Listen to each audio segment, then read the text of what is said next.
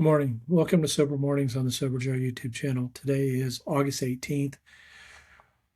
Our reading today is about not only have we harmed others, but we've harmed ourselves. And how do we heal that?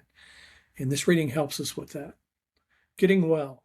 Very deep, sometimes quite forgotten, damaging emotional conflicts persist below the level of consciousness. And that's from the 12 and 12, page 77. Only through positive action can I remove the remains of guilt and shame brought on by alcohol. Throughout my misadventures, when I drank, my friends would say, "Why are you doing this? You're only hurting yourself."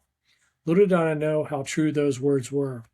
Although I harmed others, some of my behaviors caused grave wounds to my soul.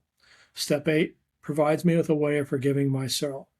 I alleviate much of the hidden damage when I make a list of those I have hurt.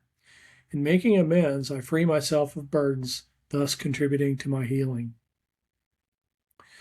And I think kind of the process that happens is as we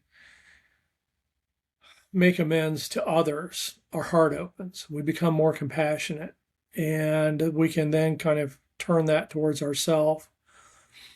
And that combined with making the amends and freeing ourselves of those burdens allows us to move through the world a little freer and a little happier.